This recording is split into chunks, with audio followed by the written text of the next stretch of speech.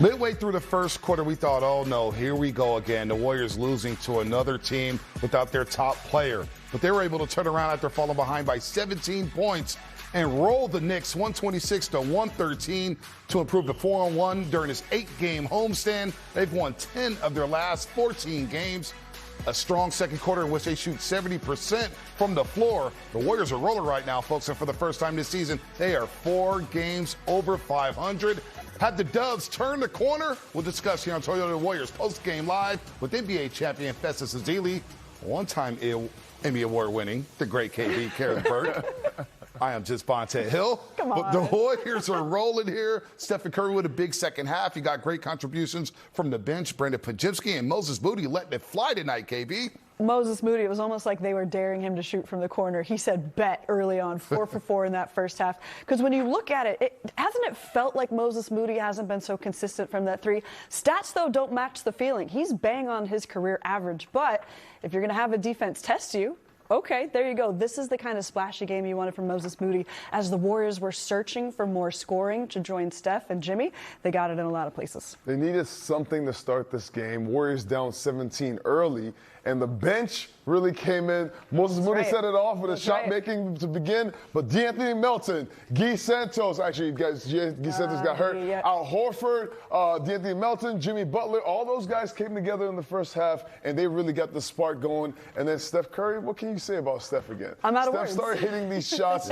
these crazy shots, when they started guarding him from the half-court point. And I love the fact they took advantage of his gravity, and the team just came together. The bench, Brandin Podziemski scoring. I thought this was just a great offensive night for the Warriors. We've run out of superlatives about Stephen Curry 7 years ago. Yep. So, yeah, there's no way to describe what he's doing right now. Moses Moody, by the way, 11 to 17 from 3 over his last 2 games against Portland and New York. But how about Brandin Podziemski, who's standing by with Petaluma's finest, Dalton Johnson, 19 points off the bench for Pods. Brandon, you guys battled for all 4 quarters. Just explain to me the emotion of this win for you guys. Some ups, some downs. More importantly, we found a way to win. Early in the season, we were losing these games, so it feels good to have some adversity and come out on top. Over 30 points for Steph and Jimmy. You with 19. The balance of this offense tonight. How did everybody find their spots? I mean, that's what it takes, team. No matter what team you're on in the NBA, you can't just win with 1 player, 2 players. You need a whole collective effort to win a championship like we're trying to do. And so to see, guys like Moses, Mel, guys step up every night, it's a blessing for our team. 11 players made a three-pointer tonight for you guys, too. Explain to me how the ball was moving and how you guys took advantage of the three-point line against this Knicks defense. Yeah, I think it started, late first quarter. We got some turnovers we forced, played fast, and then I think that allowed us to get spaced in the half court. And obviously, we got the greatest shooter of all time. He's going to make some tough ones, and it opens up for the rest of us.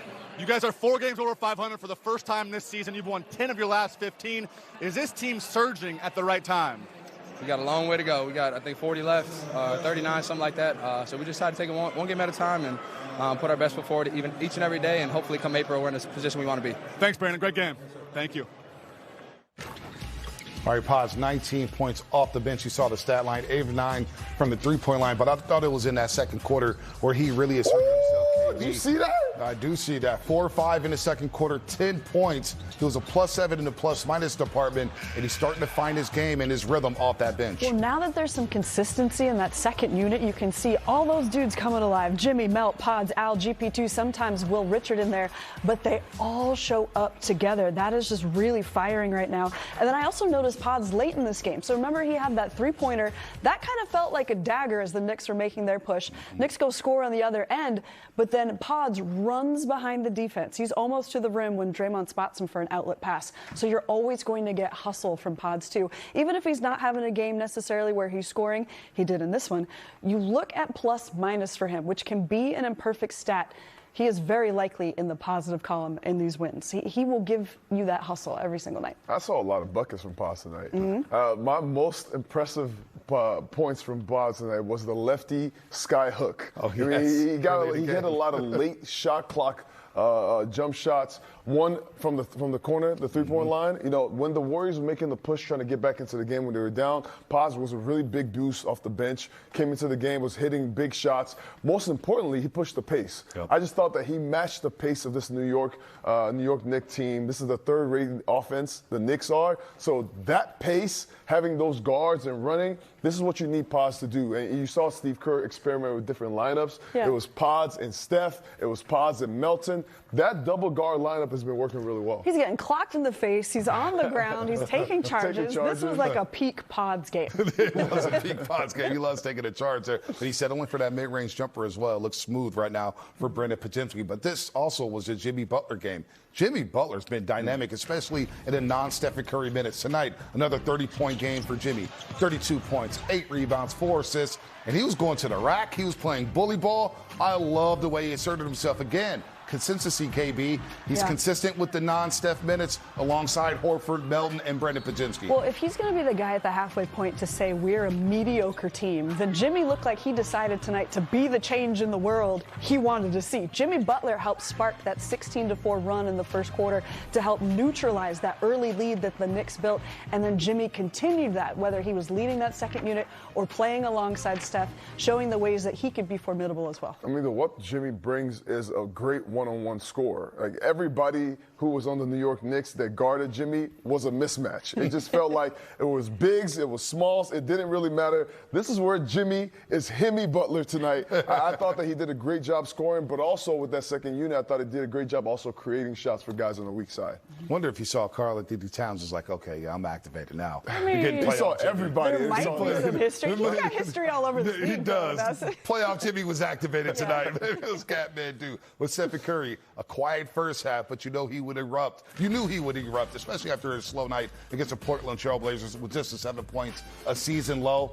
Had 9 at the half. Finished with 18 in the second half for a total of 27 points, 7 assists, 3 rebounds. Let the game come to him. He was 0 for 4 to start from the three-point line. Hit 4 of his next 5 from the perimeter.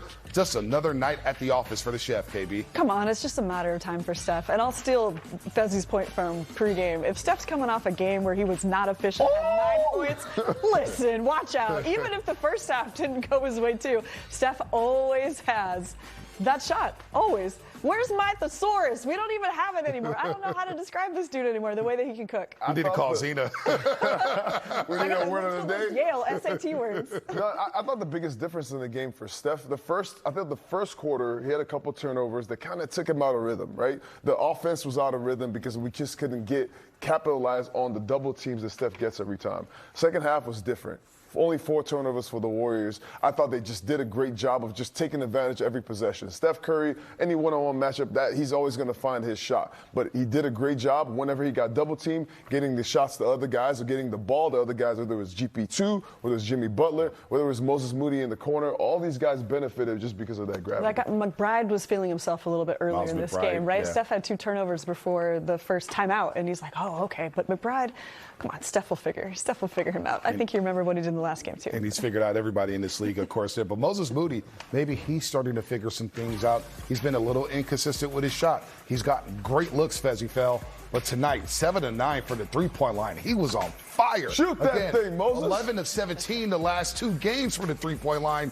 And if he starts hitting these shots, especially in that first 5, look out now. This can unlock some more offense for the Golden State Warriors. They dropped 126 thanks to Moses Moody, hot shooting from the three-point line. I mean, and shout out to that great play to start the game by Steve Kerr for Moses Moody, coming off the screen by Steph Curry. Got a 3 right there, got him going early. Great pass from Steph. And then just from there, everybody just kept finding. This is what happens when the ball moves, but also the importance of Moses Moody in that starting lineup. When he's hitting those shots, it creates space. Now Jimmy can work. Now Steph can work. It's really important that both Moses Moody and Quentin Post hit those shots because then they can open the floor. Yeah, some of this is based on feel, right? And if the guys say, well, we got to get more from Moses Moody, we got to get more from QP. So the feel is you'll see which Warrior they want to spotlight a little bit, which guy the team wants to get going. And it was Moses Moody. When the defense is giving him those corner 3-2s, again, bet he'll take it. 7 3-pointers tonight? 7 3-pointers tonight. But then 5 against the Blazers, too. So we're talking about a dozen in the last 2 games, and it only benefits the Warriors if Moses Moody starts feeling good. Let me ask before we go to break.